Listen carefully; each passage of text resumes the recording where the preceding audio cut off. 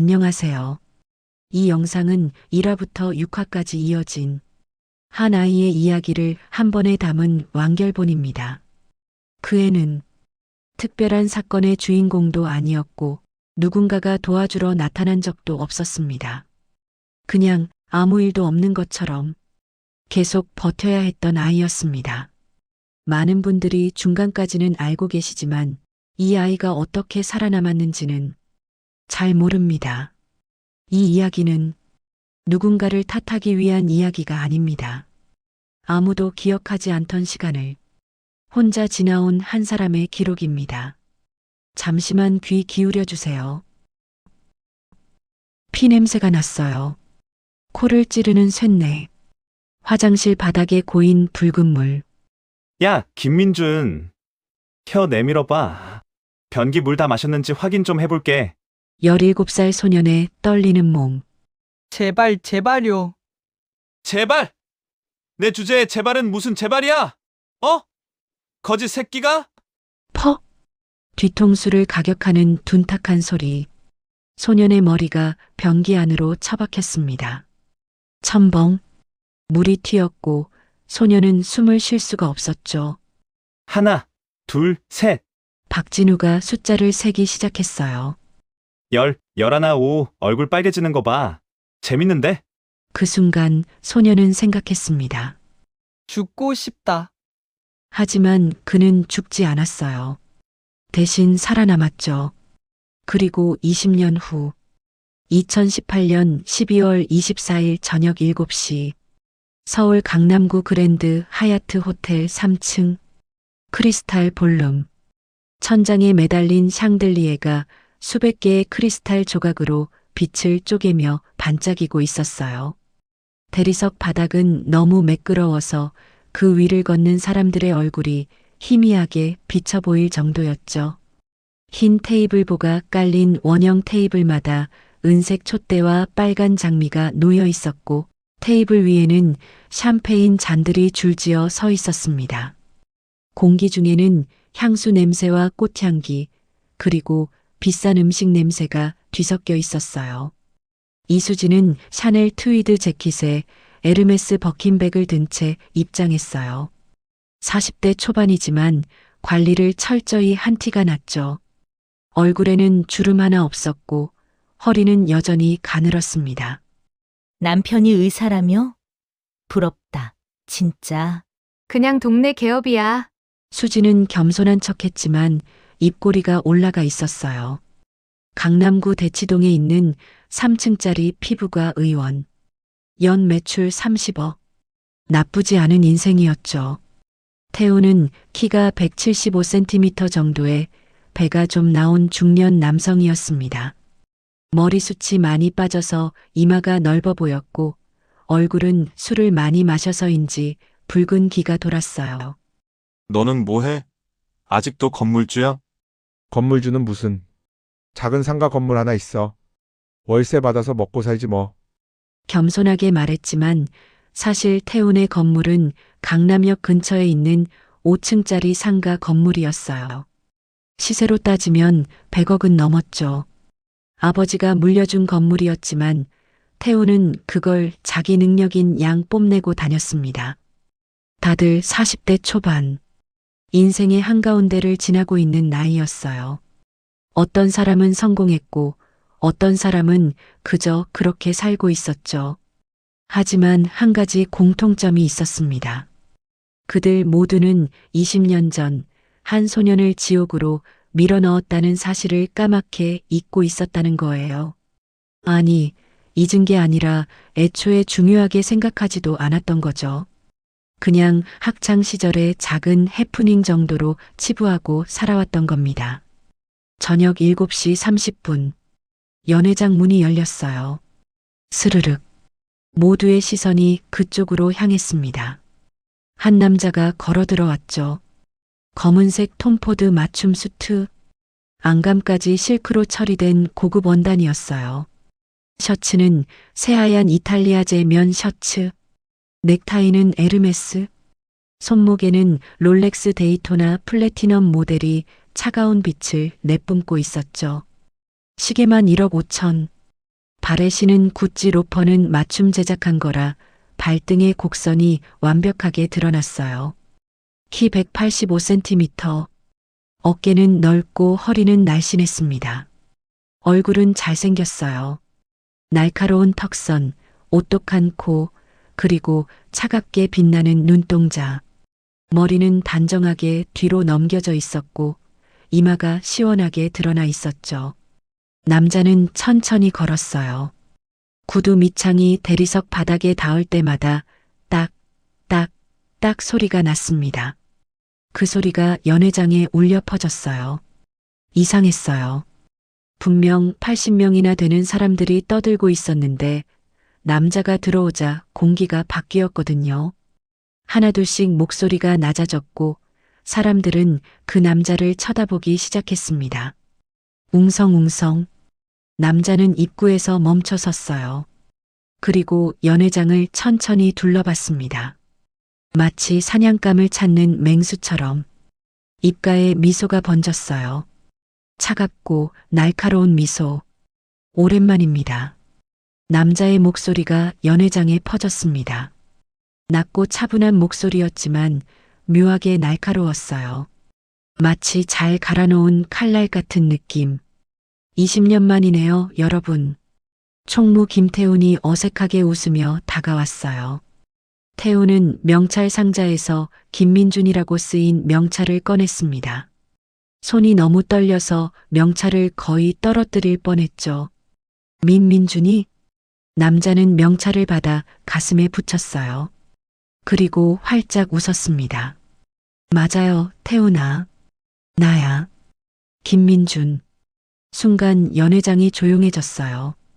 그 이름을 듣는 순간 몇몇 사람들의 얼굴이 굳어졌어요. 김민준? 그 김민준? 말도 안 돼. 설마 그 애가?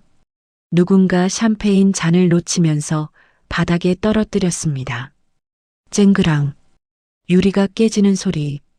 샴페인이 바닥에 흩뿌려졌죠. 민주는 천천히 연회장 안쪽으로 걸어 들어갔어요. 사람들이 자연스럽게 길을 열어줬습니다.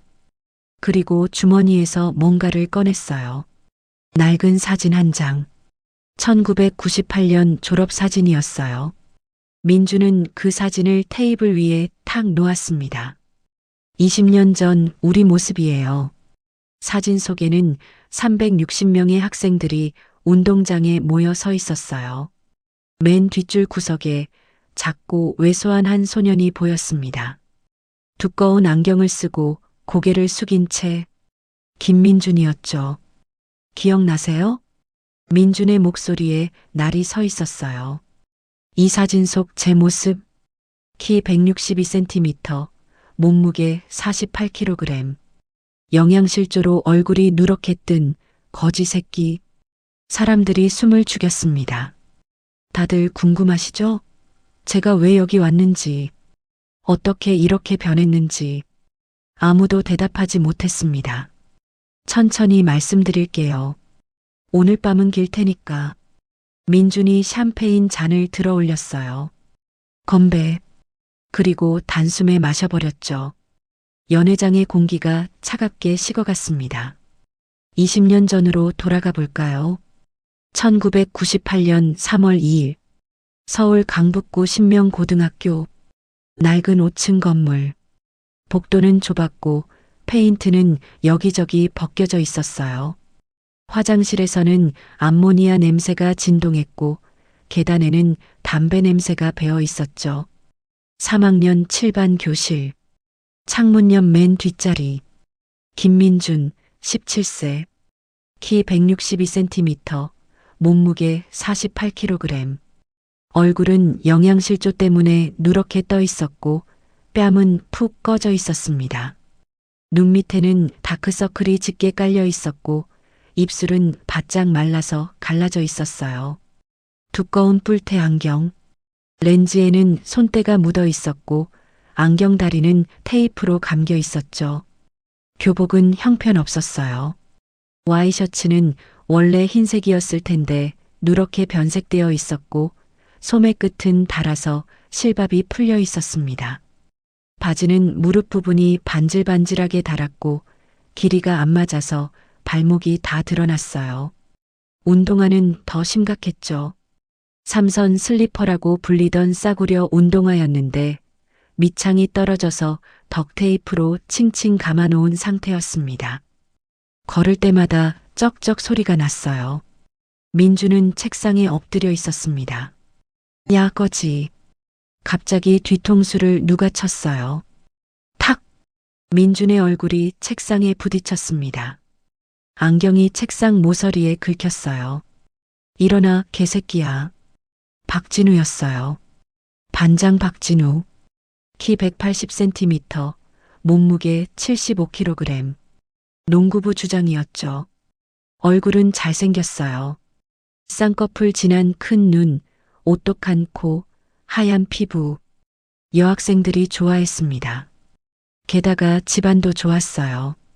아버지는 삼성전자 부장, 어머니는 강남에서 갤러리를 운영했죠. 강남구 대치동 타워팰리스 거주, 아파트 시세 20억. 진우는 학교에서 제일 잘 나가는 애였습니다. 급식비 또 안 냈지? 진우가 민준의 책가방을 집어들었어요. 그리고 바닥에 내팽개쳤죠. 쾅! 책들이 쏟아져 나왔습니다. 낡은 참고서들, 찢어진 노트, 몇 안 되는 필기구들. 주워. 주우라고, 개새끼야. 민주는 떨리는 손으로 책을 주었어요. 무릎을 꿇고 바닥을 기면서 그때 누군가 민준의 등을 밟았습니다. 으득. 어우, 등뼈 만져지네. 진짜 뼈밖에 없어? 이수진이었어요. 부반장 이수진. 키 165cm의 날씬한 몸매. 얼굴은 또렷했고 화장을 진하게 하고 다녔어요. 아버지는 강남에서 내과 의원을 운영하는 의사. 어머니는 약사. 수진이네도 대치동에 살았죠. 민준과는 같은 동네였지만 사는 세계가 달랐어요. 수진이네는 30평대 아파트. 민준이네는 반지하 원룸. 야, 민준아. 너 엄마 청소부지? 수진이 민준의 머리를 발로 눌렀어요. 우리 아빠 병원 청소하는 아줌마 중에 김씨 아줌마 있는데 혹시 너네 엄마야? 민준의 몸이 굳었습니다. 맞네, 표정 봐, 깔깔. 야, 진짜? 대박. 진우가 웃었어요. 그럼 수진이 아빠가 민준이 엄마 사장님이네? 하하. 사장님은 무슨. 고용주지 뭐. 교실에 웃음소리가 퍼졌습니다. 키득키득. 민주는 참고서를 주우며 입술을 깨물었어요. 피가 났습니다. 철맛이 입안에 퍼졌죠. 하지만 참았어요. 울면 안 됐거든요. 울면 더 괴롭히니까. 야, 근데 너 진짜 급식비 왜 안 내? 엄마가 안 줘? 진우가 물었어요. 돈이 없어서요. 돈이 없어? 그럼 굶어. 점심은 집에서 싸와요. 못 싸우는데? 물어봤잖아. 진우가 민준의 가방을 뒤졌습니다. 그리고 도시락을 꺼냈어요. 플라스틱 도시락통? 뚜껑을 열자 김치 냄새가 확 퍼졌습니다. 와, 개역겨워. 진우가 코를 막았어요. 김치만 싸왔네. 밥도 없어? 밥은 아침에 먹고 남은 거예요. 찬밥? 네. 와, 미친. 얘 찬밥에 김치만 먹어. 교실이 또 웃음바다가 됐습니다. 민주는 고개를 숙였어요. 얼굴이 빨개졌습니다. 부끄러움이 아니라 분노 때문이었죠. 하지만 참았어요. 참는 것밖에 할 수 있는 게 없었으니까. 야, 이거 버려. 진우가 도시락을 창문 밖으로 던졌습니다. 휙! 5층에서 던진 도시락이 운동장에 떨어졌어요. 쿵! 뚜껑이 열리며 김치가 바닥에 흩어졌죠. 점심 굶어, 오늘. 진우가 웃으며 말했어요. 민주는 아무 말도 하지 못했습니다. 그저 주먹을 꽉 쥐었을 뿐이었죠. 손톱이 손바닥에 파고들었어요. 피가 났지만 느껴지지 않았습니다. 점심시간. 민주는 남자 화장실 맨 끝 칸으로 들어갔습니다. 문을 잠그고 변기 뚜껑을 닫았어요. 그 위에 앉았습니다. 가방에서 편의점 비닐봉지를 꺼냈어요. 안에는 삼각김밥 하나가 들어 있었죠. 1,000원짜리 참치마요 삼각김밥. 민준의 오늘 점심이었습니다. 비닐을 뜯었어요. 참치와 마요네즈 냄새. 민주는 한 입 베어 물었습니다. 꿀꺽. 씹지도 않고 삼켰어요. 배가 너무 고팠거든요. 2입, 3입. 삼각김밥이 금방 사라졌습니다. 하지만 배는 여전히 고팠어요. 민주는 비닐봉지에 묻은 마요네즈까지 하자 먹었습니다. 그때였어요. 화장실 문이 벌컥 열리는 소리. 여기 있네. 박진우의 목소리였어요. 민준의 심장이 철렁 내려앉았습니다. 야, 김민준. 나와. 안 나와? 문 부술까? 민준은 떨리는 손으로 문을 열었어요. 밖에는 진우, 수진, 그리고 다른 애들 5명이 서 있었습니다. 뭐해? 밥 먹고 있었어요. 빠? 어디? 민준이 삼각김밥 비닐봉지를 보여줬어요. 이거 먹었어요. 삼각김밥? 하하, 이걸로 점심을 때워? 진우가 비닐봉지를 빼앗았습니다. 그리고 변기 안에 집어넣었어요. 첨벙. 야, 이제 화장실 물에 삼각김밥 냄새 배었다. 너 책임져. 죄송합니다. 죄송하면 다야? 네가 내 기분을 풀어줘야지. 진우가 민준의 어깨를 눌렀어요. 무릎 꿇어. 무릎 꿇으라고. 민준은 천천히 무릎을 꿇었습니다. 화장실 바닥은 차가웠어요. 물기가 있어서 촉촉했고 암모니아 냄새가 코를 찔렀죠. 머리 숙여. 민준이 고개를 숙였습니다. 그때 진우가 민준의 머리를 움켜쥐었어요. 혀 내밀어. 왜요? 시키는 대로 해. 민준이 혀를 내밀었습니다. 진우가 민준의 머리를 변기 쪽으로 밀었어요. 변기 물 먹어. 먹으라고. 민준의 얼굴이 변기에 가까워졌습니다. 변기 물은 투명했지만 냄새가 났어요. 소독약 냄새와 오줌 냄새. 제발. 제발은 무슨 제발이야. 어서 먹어. 진우가 민준의 머리를 더 세게 눌렀습니다. 민준의 얼굴이 물에 닿았어요. 차가웠습니다. 민준은 눈을 감고 혀를 내밀었어요. 그리고 먹었습니다. 변기 물을. 하하, 미친. 진짜 먹네. 와, 대박. 사진 찍어야 하는데. 뒤에서 웃음소리가 들렸어요. 민준의 눈에서 눈물이 흘렀습니다. 변기 물과 섞였죠. 야, 그만하자. 이러다 진짜 큰일 나. 수진이 말했어요. 재미없게. 진우가 민준의 머리를 놓았습니다. 민준은 바닥에 쓰러졌어요. 기침을 했죠. 캑캑. 야, 다음엔 더 심하게 할 거니까 조심해. 알았지? 네. 뭐, 잘 안 들리는데? 네, 알겠습니다. 그래, 착하네. 진우가 민준의 머리를 발로 툭툭 쳤어요. 그리고 애들과 함께 화장실을 나갔습니다. 민준은 바닥에 엎드린 채 울었어요. 소리 내지 않고 조용히. 어깨만 들썩였죠. 죽고 싶다. 그 생각밖에 들지 않았습니다. 하지만 죽을 수도 없었어요. 엄마 때문이었죠. 엄마가 매일 무릎 꿇고 청소하는 모습이 떠올랐습니다. 새벽 5시에 나가는 엄마. 밤 10시에 들어오는 엄마. 허리 아프다고 신음하는 엄마. 그런 엄마를 두고 죽을 수는 없었어요. 민주는 일어났습니다. 세면대로 가서 얼굴을 씻었어요. 거울을 봤죠. 눈이 빨갛게 충혈된 자신의 얼굴. 견뎌야 해. 민주는 자신에게 말했습니다. 조금만 더 견디면 돼. 대학만 가면 달라질 거야. 그렇게 스스로를 다독였어요. 하지만 대학까진 아직 1년이나 남아 있었습니다. 1년 동안 온갖 괴롭힘을 당하고 맞고 심부름을 하고 하루하루가 지옥이었어요. 입에 담지 못할 짓을 많이 당했죠. 지옥 같은 1년을 버티고 수능 당일 민주는 시험을 봤어요. 국어, 수학, 영어, 탐구 모든 과목을 집중해서 풀었습니다. 시험이 끝났어요. 민주는 확신이 있었죠. 잘 봤다고, 서울대 갈 수 있을 거라고.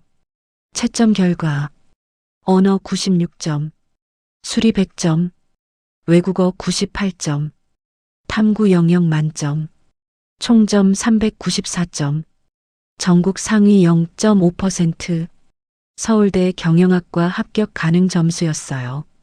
민주는 울었습니다. 기쁨의 눈물. 해냈어. 드디어 해냈어. 이제 이 지옥에서 벗어날 수 있었어요. 12월 대학 합격 발표. 민주는 서울대 경영학과에 합격했습니다. 전액 장학생으로 기숙사도 제공받았어요. 민주는 엄마에게 전화했습니다. 엄마, 나 서울대 붙었어. 진짜? 엄마의 목소리가 떨렸어요. 응. 장학금도 받고 기숙사도 들어가. 민준아. 엄마가 울기 시작했습니다. 잘했어, 정말 잘했어, 우리 아들. 민준도 울었어요. 엄마, 이제 고생 안 해도 돼.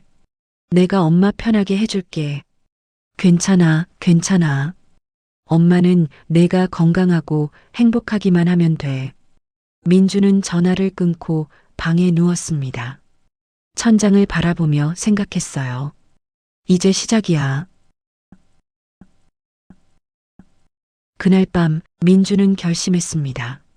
절대 이대로 끝내지 않겠다고.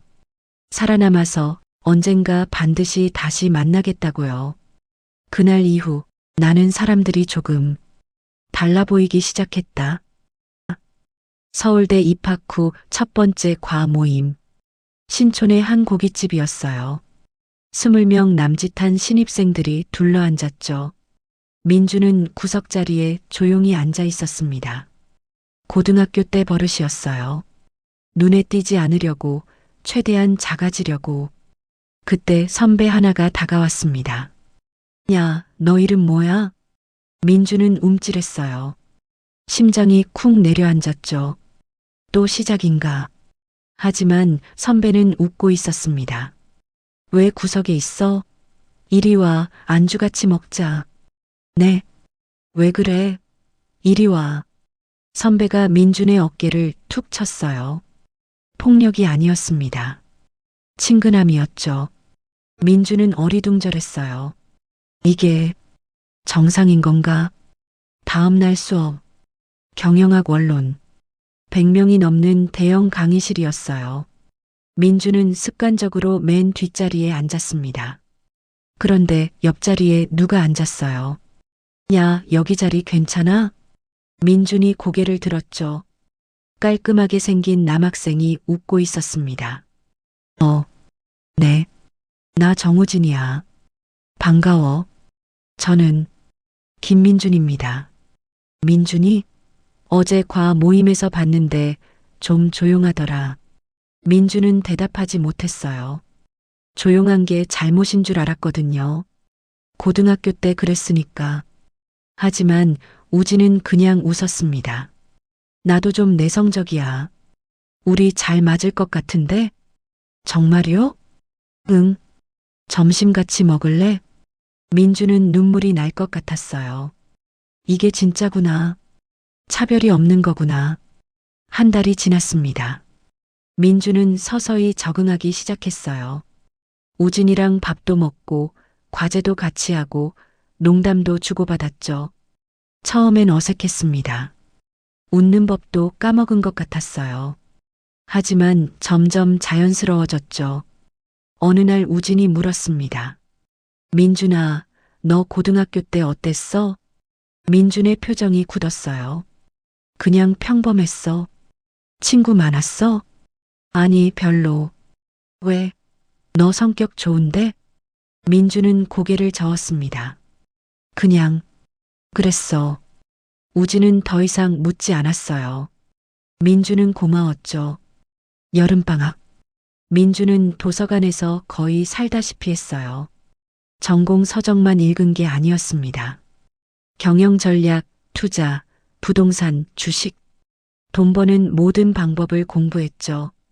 그리고 심리학 책도 읽었어요. 사람의 마음을 읽는 법, 설득의 심리학, 권력의 법칙. 민주는 메모했습니다. 복수는 감정이 아니라 전략이다. 상대를 무너뜨리려면 약점을 알아야 한다. 그리고 나를 완전히 바꿔야 한다. 민주는 펜을 내려놓았어요. 창밖을 봤습니다. 캠퍼스를 걷는 학생들이 보였죠. 웃고 떠들고 자유로운 모습. 나도 저렇게 될 수 있을까? 민주는 고개를 저었습니다. 아니, 난 다르게 살아야 해. 2학년 가을. 민주는 과외로 돈을 벌기 시작했어요. 강남 대치동 부잣집 아이들. 첫 수업날. 현관문을 열자 엄청난 집이 나타났습니다. 거실만 해도 민준이 살던 지하방보다 넓었어요. 학생 엄마가 나왔죠. 선생님, 처음 뵙겠습니다. 안녕하세요. 우리 아이 공부 좀 부탁드려요. 서울대 가야 하거든요. 민주는 웃었어요. 서울대라. 나도 거기 다니는데. 학생은 중학교 3학년이었습니다. 선생님은 서울대 몇 학번이세요? 0학번. 와, 대단하다. 공부 잘하셨나 봐요? 민주는 대답하지 않았어요. 대신 책을 펼쳤죠. 시작할까? 수업 후 봉투를 받았습니다. 50만 원. 한 달치 선불이었어요. 민주는 집에 돌아와서 그 돈을 통장에 넣었습니다. 한 푼도 쓰지 않았죠. 전부 모았어요. 이 돈으로 나를 바꿀 거야. 2학년 겨울방학. 민주는 안경을 벗기로 결심했어요. 라식 수술. 200만 원이 들었습니다. 수술실에 누워 있는데 의사가 물었죠. 긴장되시죠? 네. 금방 끝날 거예요. 눈 크게 뜨고 계세요. 레이저가 눈을 깎았습니다. 아프진 않았어요. 하지만 무서웠죠. 이제 진짜 달라지는 거야. 수술 후 일주일. 민주는 안경 없이 거울을 봤어요. 확실히 달라 보였습니다. 안경 낀 찌질이 느낌이 사라졌죠. 우진이 놀랐어요. 민준아, 너 라식했어? 완전 달라 보인다. 그래. 응. 훨씬 낫다. 진작할걸. 민주는 웃었습니다. 하지만 속으로 생각했어요. 이건 시작일 뿐이야. 3학년 봄. 민주는 헬스장을 다니기 시작했어요. 새벽 6시. 학교 헬스장은 거의 비어 있었습니다. 트레이너가 다가왔죠. 운동 처음이세요? 네. 목표가 뭐예요? 민주는 잠시 생각했어요. 강해지고 싶습니다. 몸, 마음도요. 트레이너가 웃었습니다. 좋아요. 같이 해봅시다. 벤치프레스. 처음엔 빈 바벨도 무거웠어요. 20kg. 민주는 이를 악물고 들어 올렸습니다. 땀이 뚝뚝 떨어졌죠. 더 강해져야 해. 6개월 후, 민주는 80kg를 들어 올릴 수 있었어요. 어깨가 넓어지고, 팔뚝이 굵어지고, 가슴이 두꺼워졌습니다. 거울을 볼 때마다 달라진 자신이 보였죠. 조금씩 변하고 있어. 3학년 겨울. 민주는 통장 잔고를 확인했어요. 5천만 원. 2년 동안 과외하며 모은 돈이었습니다. 민주는 결심했죠. 이제 얼굴을 바꿔야 해. 강남역 근처 성형외과 상담실에 앉았어요. 의사가 민준의 얼굴을 유심히 봤습니다. 어느 부분을 고치고 싶으세요? 전부요. 전부요? 네. 코, 눈, 턱. 완전히 다른 사람처럼 만들어주세요. 의사는 잠시 말이 없었어요. 혹시 특별한 이유가 있으신가요? 민주는 차갑게 웃었습니다. 과거를 지우고 싶어서요. 비용이 3천만 원 정도 나갑니다. 괜찮습니다. 해주세요. 의사는 고개를 끄덕였어요. 알겠습니다. 하지만 한 번 하면 되돌릴 수 없어요. 상관없습니다. 민주는 눈을 감았습니다. 김민주는 오늘 죽는 거야. 수술은 3차례로 나뉘었어요. 첫 번째, 코. 실리콘을 넣어 콧대를 높였습니다. 두 번째, 눈. 쌍꺼풀을 크게 만들고 눈매를 교정했어요. 세 번째, 턱. 각진 턱선으로 바꿨죠. 총 3개월이 걸렸습니다. 그동안 민주는 학교를 쉬었어요. 가족 사정으로 휴학합니다. 우진이 전화했죠. 민준아, 무슨 일 있어? 아니, 괜찮아. 곧 돌아올게. 정말 괜찮아? 응. 걱정하지 마. 민주는 전화를 끊었습니다. 거울을 봤어요. 붓고 멍들고 붕대로 감긴 얼굴. 끔찍했죠. 하지만 민주는 웃었습니다. 조금만 더 참으면 돼. 2003년 3월 마지막 붕대를 풀었어요. 의사가 만족스럽게 웃었습니다. 정말 잘 나왔어요. 거울 보시겠어요? 민주는 천천히 고개를 들었습니다. 거울 속에 낯선 남자가 서 있었어요. 날카롭게 각진 턱선, 오똑하게 솟은 콧날, 크고 또렷한 눈, 예전에 둔탁하고 평범하던 얼굴은 완전히 사라졌습니다. 이게 나야? 민주는 자신의 얼굴을 만져봤어요. 눈물이 흘렀습니다. 김민주는 이제 없는 거죠? 의사가 조용히 대답했어요. 네, 이제 새로운 사람입니다. 그날 밤, 민주는 기숙사 방에 혼자 앉아 있었어요. 책상 위에 주민등록증이 놓여 있었습니다. 김민준, 1982년 3월 15일생. 사진 속 얼굴은 통통하고 안경 낀 평범한 남자였죠. 민주는 그 사진을 한참 들여다봤어요. 너는 약했어. 손가락으로 사진을 쓰다듬었습니다. 괴롭힘 당하고 맞고 무시당했지. 눈물이 뚝 떨어졌어요. 하지만 그건 내 잘못이 아니야. 민주는 주민등록증을 서랍 깊숙이 넣었습니다. 자물쇠를 채웠죠. 안녕, 민준아. 그리고 새 명함을 꺼냈어요. 아직 비어있는 명함. 펜을 들었습니다. 천천히 썼죠. 션킴. 이제 이 이름으로 살 거예요. 김민주는 죽었습니다. 션킴이 태어났죠. 4학년 봄. 션은 복학했어요. 우진이 달려왔습니다. 민준아. 하지만 우진은 멈칫했어요. 민준이 맞아? 션은 웃었습니다. 응, 나야. 헐, 완전 달라졌는데? 무슨 일 있었어? 그냥 좀 바꿔봤어. 대박. 완전 연예인 같은데? 다른 친구들도 놀랐죠. 민준이 아니었으면 못 알아봤겠다. 성형한 거야? 션은 솔직하게 대답했어요. 응, 했어. 와, 진짜 잘 나왔다. 사람들은 부러워했습니다. 비난하지 않았어요. 션은 이상했어요. 여기선 달라도 괜찮은 거구나. 어느 날 밤, 션은 노트북을 켰습니다. 네이버 검색창, 박진우, 엔터를 눌렀어요. 수많은 검색 결과가 나왔습니다. 하지만 아무것도 확실하지 않았죠. 션은 다른 방법을 생각했어요. 고등학교 동창회 명단, 서울 시내 한 고등학교 홈페이지, 동문 게시판이 있었습니다. 션은 클릭했어요. 97학번 동창회 안내. 글을 열었습니다. 참석자 명단이 있었어요. 션의 손이 떨렸습니다. 천천히 스크롤을 내렸죠. 그리고 맨 위에 박진우라는 이름이 있었습니다. 션은 숨이 멎었어요. 심장이 미친 듯이 뛰었습니다. 찾았어. 화면을 확대했죠. 박진우. 연락처도 있었습니다. 회사명도 있었어요. 대성건설 과장. 션은 그 이름을 노트에 적었습니다.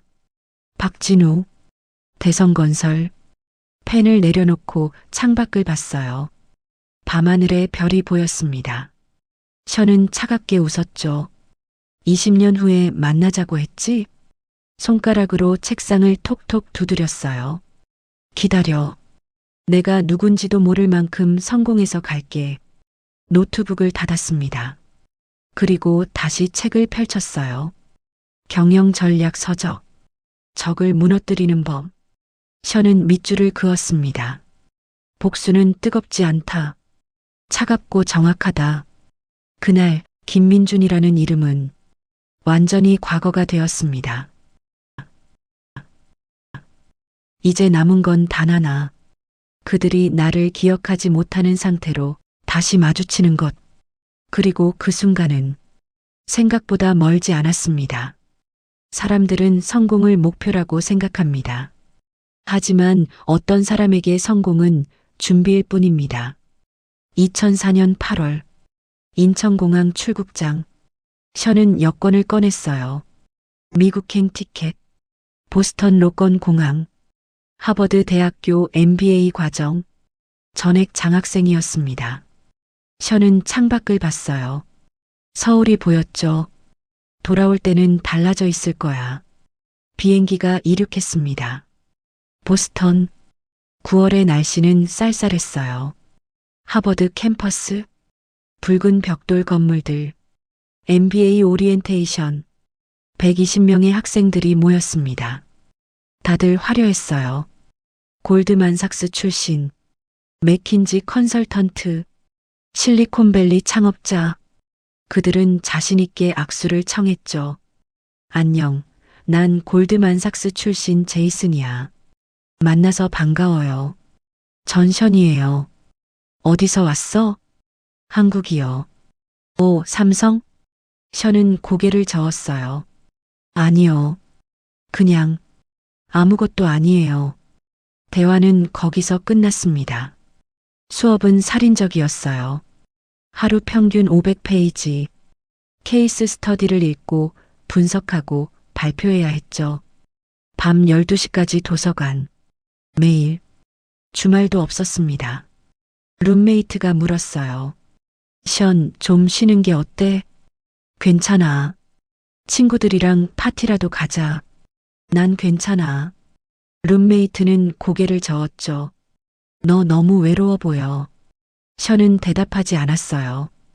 외로운 게 아니었거든요. 원래 혼자였으니까. 네트워킹 세션. MBA 학생들과 투자자들이 만나는 자리였어요. 샴페인을 든 사람들. 웃음소리. 명함 교환. 션은 구석에 서 있었습니다. 한 투자자가 다가왔어요. 길을 잃은 것 같은데? 아니요. 그냥 관찰 중이에요. 똑똑하네. MBA 후 계획은? 창업이요. 한국에서요. 한국? 왜 여기 안 남아? 션은 잠시 말이 없었습니다. 거기서 끝내야 할 일이 있어서요. 투자자가 눈썹을 치켜 올렸어요. 흥미롭네. 나중에 더 얘기하자고. 명함을 받았죠. 데이비드 첸. 세쿼이아 캐피털. 션은 그 명함을 주머니에 넣었습니다. 2년이 지났어요. 션은 한 명의 친구도 사귀지 않았습니다. 네트워킹은 했어요. 투자자 20명, 창업자 15명, 교수 5명. 하지만 친구는 없었죠. 졸업식 날, 다들 가족과 함께 사진을 찍었어요. 션은 혼자였습니다. 학위증을 받고 기숙사로 돌아왔죠. 짐을 쌌어요. 캐리어 하나, 노트북 하나. 그게 전부였습니다. 거울을 봤어요. 28세 남자. 날카로운 턱선. 차가운 눈빛. 이제 틀리지 않았다는 걸 증명할 차례야. 2006년 3월. 션은 한국으로 돌아왔어요. 인천공항 입국장. 아무도 마중 나오지 않았습니다. 당연했죠. 택시를 탔어요. 어디 가세요? 강남 테헤란로요. 네. 창밖을 봤습니다. 서울은 그대로였어요. 하지만 션은 달랐죠. 손에 500만 달러 투자 약속. 주머니에 사업 계획서. 머릿속에 전략. 이제 시작이야. 테헤란로 작은 사무실. 20평. 책상 5개. 직원 4명. 비전텍 창업일. 션은 화이트보드에 썼어요. 2010년까지 매출 500억. 직원들이 웃었습니다. 대표님, 현실적으로. 션은 웃지 않았어요. 현실은 내가 만드는 거야. 직원들은 서로 눈치를 봤죠. 이 사람 미친 거 아니야? 첫 6개월은 지옥이었어요. 투자금은 빠르게 소진됐죠. 직원 급여, 사무실 임대료, 서버 비용. 돈이 물처럼 빠져나갔습니다. 션은 하루 18시간 일했어요. 잠은 사무실 소파에서, 밥은 편의점 도시락, 샤워는 3일에 한 번. 직원 하나가 그만뒀어요. 대표님, 저 못하겠습니다. 왜? 미래가 안 보여요. 션은 고개를 끄덕였습니다. 그래. 가봐. 문이 닫혔어요. 션은 창밖을 봤습니다. 나는 갈 곳이 없어. 그게 션을 더 강하게 만들었죠. 2007년 봄. 사과폰이 출시됐어요. 션은 그 뉴스를 보고 웃었습니다. 드디어 모바일 시대가 온 거였죠. 비전텍의 광고 플랫폼이 필요한 때 션은 영업에 나섰어요. 스마트폰 광고 시장이 폭발할 겁니다. 지금 투자하시면 100군데를 돌아다녔어요. 99군데가 거절했죠. 스마트폰? 그게 뭔데? 사과폰? 한국에서 안 팔려. 광고, 모바일에서 광고를 누가 봐? 하지만 딱 한 군데. LK텔레콤 담당자가 물었습니다. 얼마나 확신해요? 션은 눈을 똑바로 마주쳤어요. 100%요. 근거는 1년 후에 증명할게요. 담당자가 웃었습니다. 좋아. 계약서 쓰시죠. 첫 클라이언트였어요. 2008년 사과폰 3G 한국 출시. 폭발적인 반응이었죠. 사람들은 스마트폰에 미쳤어요. 그리고 비전텍의 광고 플랫폼. 클릭률이 치솟았습니다. 션의 예측이 맞았던 거예요. 매출이 뛰었죠.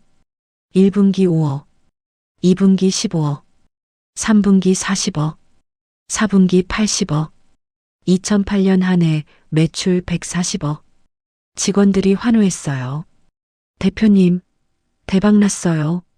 션은 웃지 않았습니다. 아직 멀었어. 계속 일해. 축하 파티도 없었어요. 2009년 경쟁사들이 생겼어요.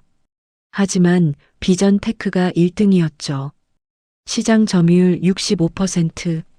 대기업들이 인수 제안을 했습니다. 네이브, 키키오, NNH. 션은 전부 거절했어요. 아직이요.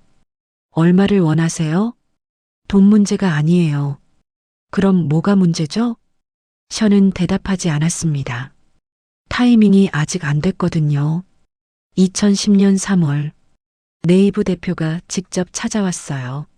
션 대표님, 2천억에 인수하고 싶습니다. 션은 잠시 생각했어요. 매출 500억 달성, 직원 120명, 시장 지배력 확보. 이제 됐죠. 좋습니다. 계약서 검토해 볼게요. 2010년 6월 계약 체결. 2천억 원. 션의 지분 60%. 손에 쥔 돈 1200억 원. 32세였어요. 통장 잔고를 확인했습니다. 1200억. 션은 아무 감정도 느끼지 못했어요. 기쁘지도 뿌듯하지도 않았죠. 이 정도면 됐나? 아니었어요. 아직 아무도 몰랐으니까. 박진우도 이수진도 김태훈도 션이 누구인지 더 높이 올라가야 해. 2010년 7월 션은 투자회사를 설립했어요. 션 캐피털. 사무실은 강남 테헤란로 30층. 전면 유리창. 서울 전체가 내려다 보였죠. 션은 그 창가에 서서 말했습니다. 이제 위에서 본다. 투자 전략은 단순했어요. 남들보다 한 발 먼저. 리스크는 계산된 것만. 실패 확률 30% 이하만 투자. 션은 유망한 스타트업을 찾아다녔죠. 배달앱, 판테크, 커마스, 헬스케어. 10군데에 투자하면 7군데가 성공했어요. 자산은 기하급수적으로 늘었습니다. 2012년 2,000억, 2014년 3,500억, 2016년 5,000억, 2018년 7,000억. 40세의 션은 한국에서 손꼽히는 투자자가 됐죠. 포브즈 선정 한국 부자 43위. 경제 잡지 표지 인물. TV 인터뷰 요청. 하지만 션은 전부 거절했어요. 저는 조용히 일하는 게 좋아서요. 2018년 11월 션은 비서를 불렀습니다. 조사 좀 부탁할게요. 네, 대표님. 무엇을요? 션은 종이에 이름 3개를 적었어요. 박진우, 이수진, 김태훈. 이 사람들 현재 상황, 직장, 자산, 부채, 가족. 전부 다요. 비서가 고개를 끄덕였습니다. 알겠습니다. 언제까지 필요하세요? 일주일. 2018년 12월 1일. 비서가 파일을 가져왔어요. 조사 완료했습니다. 션이 파일을 받아 펼쳤습니다. 박진우. 현재 41세. 직업 한국무역상사 과장. 연봉 5,500만 원. 부채 3억 원 아파트 담보대출 2억. 신용대출 1억. 가족 아내 전업주부, 딸 10세. 비고 회사 실적 부진. 구조조정 대상 후보. 션은 미소 지었어요. 한국무역상사. 그 회사 대주주가 누군지 아세요? 션 캐피탈. 지분 65%. 션의 회사였습니다. 다음 페이지. 이수진. 현재 41세. 직업 전업주부. 남편 이한 의원 원장 피부과 전문의. 자산 강남 아파트 15억. 병원 건물 지분 30%. 부채 병원 확장 대출 15억. 비고 남편 병원 건물주가 최근 교체됨. 션은 고개를 끄덕였어요. 이한 의원 건물. 작년에 션이 인수했죠. 20억에. 마지막 페이지. 김태훈. 현재 41세. 직업 건물주. 자산 강남역 근처 5층 상가 건물. 부채 시민은행 담보대출 50억. 비고 공실률 증가. 대출 이자 연체 2회. 션은 파일을 덮었습니다. 완벽해요. 대표님, 이 사람들이 누구죠? 션은 창밖을 봤어요. 옛날 사람들이요. 혹시 개인적인 일인가요? 션은 대답하지 않았습니다. 2018년 12월 15일. 고등학교 동창회 공지가 왔어요. 97학번 20주년 동창회. 날짜 12월 24일. 장소 강남 모처. 션은 참석 신청을 했습니다. 비서가 물었죠. 대표님, 동창회 가세요? 네. 20년 만이시네요? 그렇죠. 반가운 친구들 많겠어요. 션은 차갑게 웃었습니다. 친구는 없었어요. 12월 24일. 크리스마스 이브. 션은 거울 앞에 섰어요. 정장을 입고 넥타이를 매고 시계를 찾습니다. 파텍 필립. 2억짜리 시계. 머리를 빗었어요. 얼굴을 봤습니다. 41세. 날카로운 턱선. 차가운 눈빛. 20년 전과 완전히 다른 사람. 오늘이야. 동창회장. 강남의 고급 레스토랑. 션이 문을 열고 들어섰습니다. 사람들이 웅성거렸어요. 저 사람 누구야? 모르는데? 우리 밥 맞아? 션은 천천히 걸어 들어갔습니다. 시선들이 쏠렸죠. 그리고 구석 테이블, 박진우가 앉아 있었어요. 살이 찐 얼굴, 값싼 정장, 지친 눈빛. 션은 그를 봤습니다. 20년 만에 박진우는 션을 몰라봤어요. 당연했죠. 션은 입꼬리를 살짝 올렸습니다. 그리고 마이크를 잡았어요. 오랜만입니다, 여러분. 그는 웃으며 인사했습니다. 아무도 그 인사가 무엇을 의미하는지 몰랐습니다. 20년을 기다린 이름을 그는 그날 밤 다시 꺼냈습니다. 민준의 목소리. 사람들이 숨을 죽였죠. 20년 만이네요. 박진우가 떨리는 목소리로 말했어요. 민준아, 정말 내가 맞니? 민준은 천천히 고개를 끄덕였습니다. 응, 진우야. 나야. 어떻게 이렇게 변했냐고? 민준이 웃었어요. 차갑게. 20년이면 사람이 변하기에 충분한 시간이지. 안 그래? 이수진이 다가왔습니다. 민준아, 우리 그때는 어렸잖아. 미안해. 정말 미안해. 미안해? 민준의 목소리에 날이 섰어요. 수진아, 너 기억나? 내 엄마가 너희 아빠 병원 청소한다고 놀렸잖아. 그리고 학교에 와서 다른 애들한테 다 퍼뜨렸지. 우리 엄마가 얼마나 수치스러워했는지 알아? 그건 진짜 미안해. 미안하다고 다 되는 줄 알아? 민준이 샴페인 잔을 들어 올렸어요. 다들 궁금하지? 내가 왜 여기 왔는지. 아무도 대답하지 못했습니다. 알려줄게. 하나씩. 민준이 박진우를 봤어요. 진우야, 너 다니는 회사 한국무역상사 맞지? 응. 그 회사 대주주가 누군지 알아? 응. 나야. 내 회사가 지분 65% 들고 있어. 진우의 얼굴이 창백해졌습니다. 그리고 다음 달에 구조조정 들어가. 경영 효율화 명목으로 인원 30% 감축. 뭐? 너 이름 명단에 있어. 1순위로. 진우가 비틀거렸어요. 제발 민준아. 제발. 20년 전에 내가 제발이라고 빌었을 때 너 뭐라고 했지? 제발은 무슨 제발이야, 거지 새끼가. 기억나? 진우는 할 말이 없었습니다.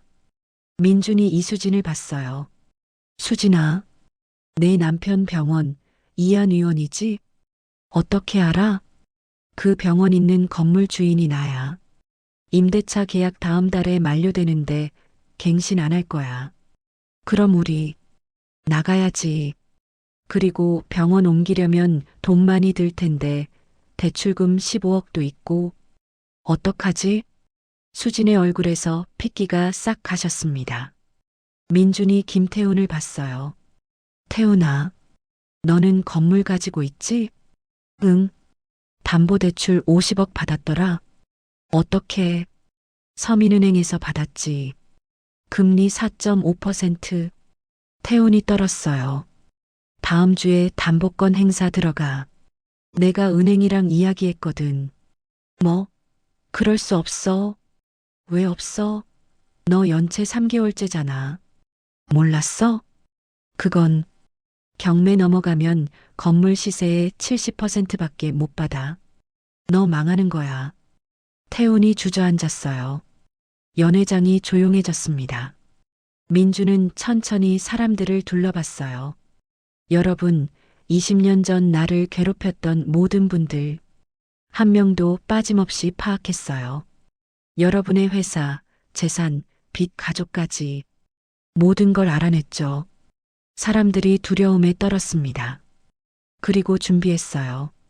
여러분 모두를 무너뜨릴 준비를. 민준아, 우리 정말 잘못했어.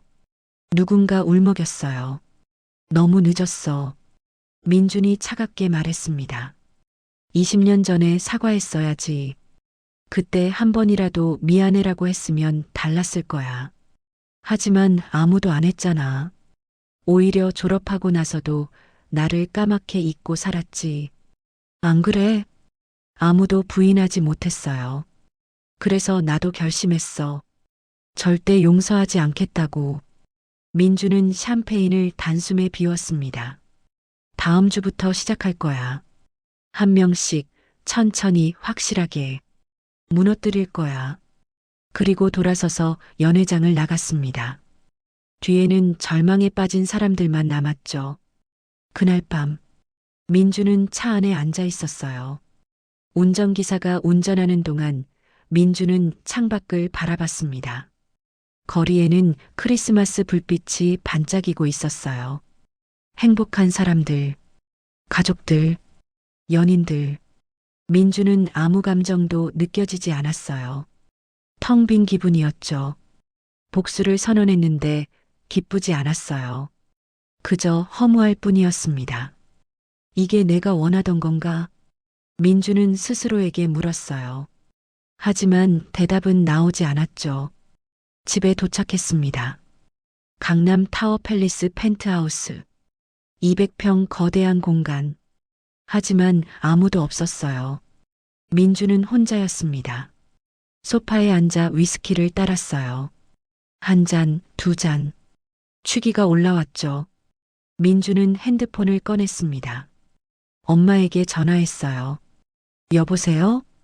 엄마의 목소리. 엄마, 나야. 민준아? 왜? 무슨 일 있어? 아니, 그냥 목소리 듣고 싶어서. 그래. 너 괜찮아? 응. 괜찮아. 거짓말. 목소리 들으면 알아. 무슨 일 있지? 민주는 아무 말도 할 수 없었어요. 20년간 준비한 복수? 그걸 엄마에게 말할 수 있을까요? 엄마. 응? 나 잘한 거 맞지? 뭐가? 여기까지 온 거. 당연하지. 넌 정말 잘했어. 엄마가 얼마나 자랑스러운지 몰라. 민준의 눈에서 눈물이 흘렀습니다. 엄마, 나 힘들어. 민준아. 겉으로는 성공한 것처럼 보이는데 속은 텅 비어 있어. 복수만 생각하며 살았는데 막상 하려니까 이게 맞나 싶어. 전화기 너머로 엄마의 한숨이 들렸어요. 민준아, 엄마가 하나만 물어볼게. 응? 복수하고 나면 넌 행복해질 것 같아? 모르겠어. 그럼 하지 마. 엄마, 복수는 또 다른 고통만 낳을 뿐이야. 엄마는 내가 행복했으면 좋겠어. 과거에 갇혀 사는 게 아니라 지금을 사는 거. 그게 진짜 이기는 거야. 민주는 아무 말도 하지 못했습니다. 생각해봐. 잘 자, 우리 아들. 잘 자, 엄마. 전화를 끊었어요. 민주는 소파에 앉아 해가 뜰 때까지 잠들지 못했습니다. 그 질문에 민주는 아직 대답하지 못했습니다. 그가 멈춰선 순간 선택은 아직 오지 않았다.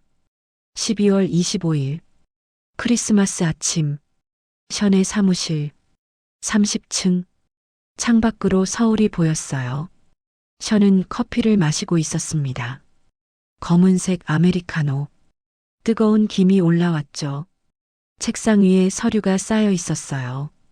투자 검토 보고서, 재무제표, 계약서. 하지만 션은 그걸 보지 않았습니다. 션은 혼자 남았습니다. 의자에 기댔어요. 천장을 봤습니다. 어젯밤 어머니의 목소리. 민준아, 그래서 내가 행복하니? 손이 떨렸습니다. 커피잔을 내려놓았어요. 비서가 들어왔습니다. 대표님, 오전 미팅 준비됐습니다. 알겠어요. 괜찮으세요? 션은 고개를 돌렸어요. 왜요? 어제부터 말씀이 별로 없으셔서요. 바빠서 그래요. 비서가 나갔습니다. 션은 다시 창밖을 봤어요. 펜을 집었습니다. 서류에 사인을 하려다가 멈췄죠. 펜 끝이 종이 위에서 떨렸어요. 오전 10시. 투자 미팅. 5명의 창업자들이 PT를 했어요.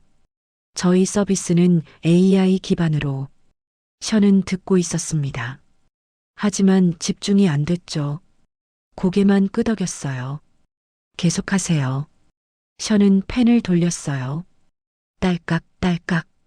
직원 하나가 션을 쳐다봤습니다. 평소와 달랐거든요. 미팅이 끝났어요. 검토 후 연락드리겠습니다. 감사합니다, 대표님.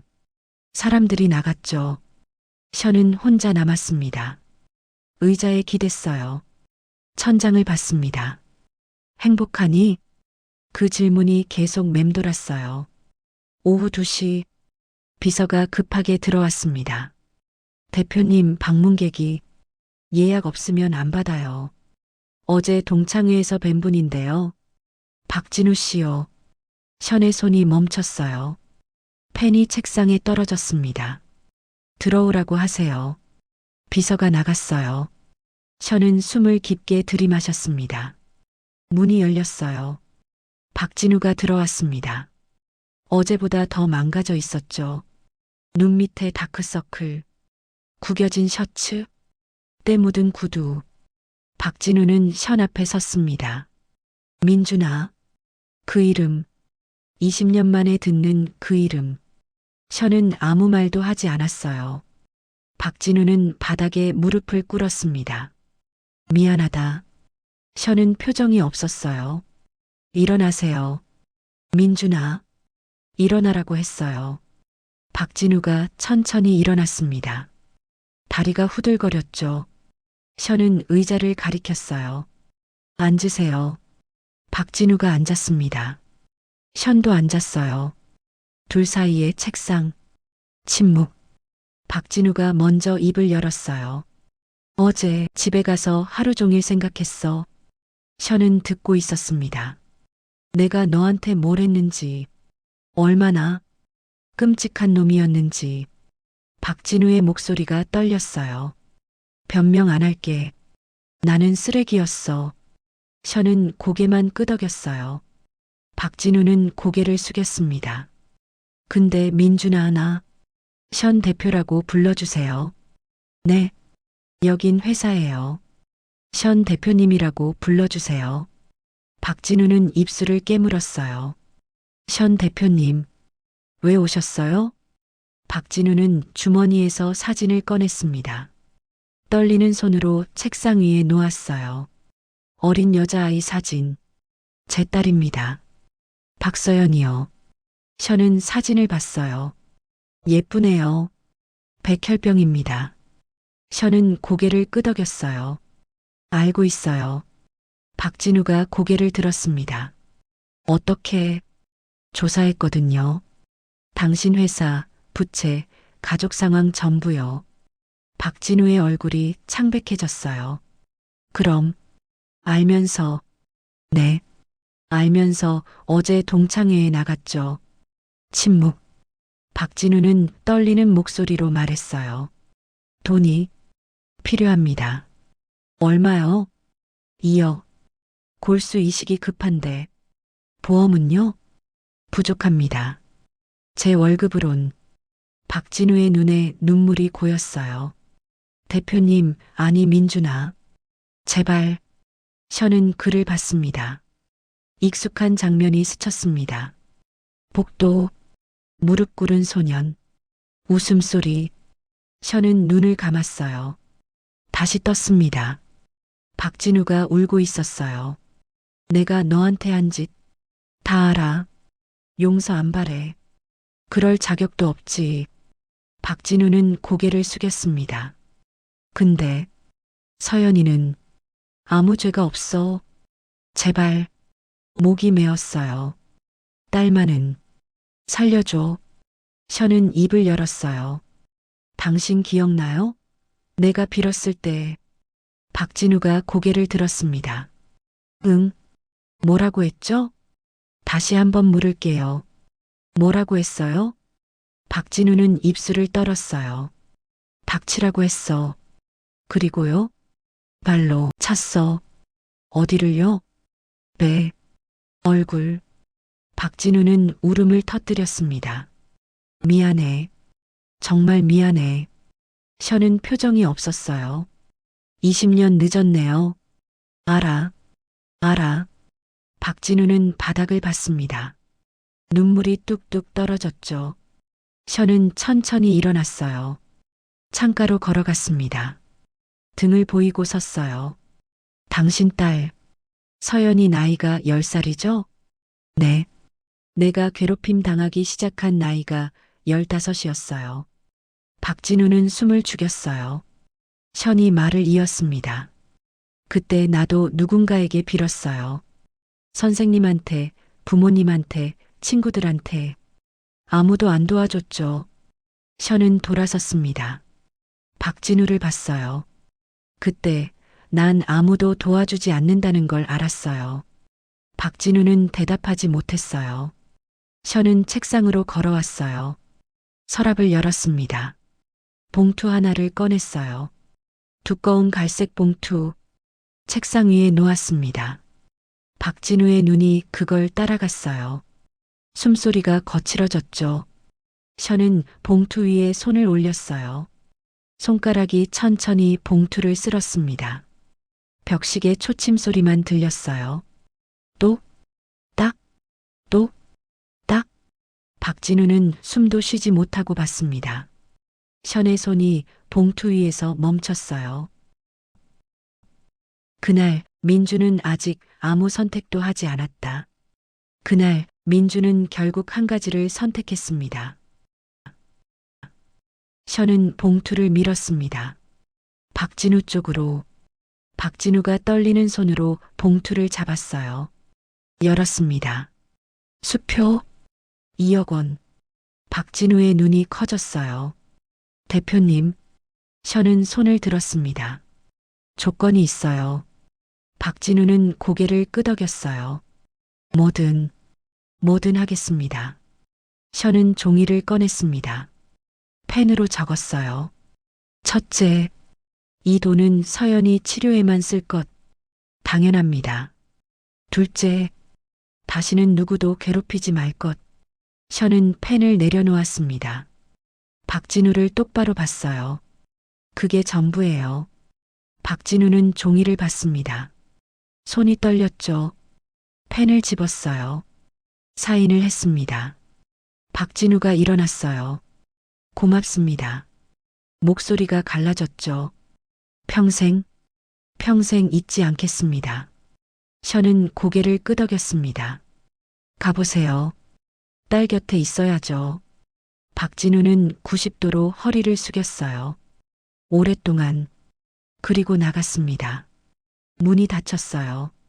션은 혼자 남았습니다. 사무실. 고요했어요. 창밖에 서울. 겨울 햇살. 션은 의자에 앉았습니다.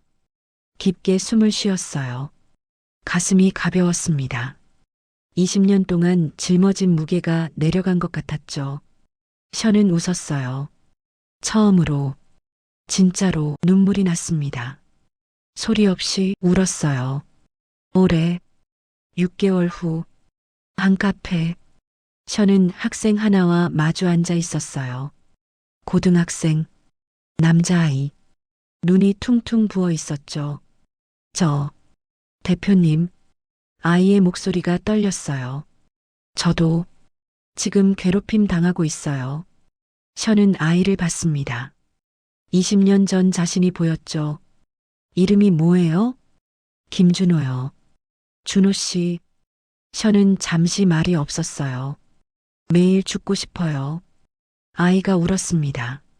션은 아이의 어깨에 손을 올렸어요. 지금은 그럴 수 있어요. 네. 하지만 끝나요. 반드시.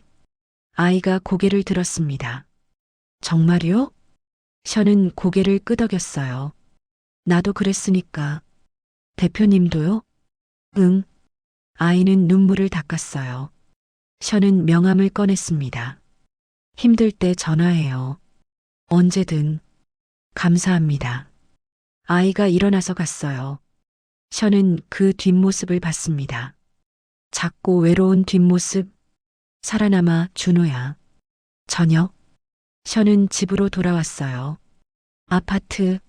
한강이 보이는 곳. 문을 열었습니다. 다녀왔습니다. 거실에서 아내가 나왔어요. 일찍 왔네? 응. 오늘은 일찍 끝났어. 식탁에 앉았어요.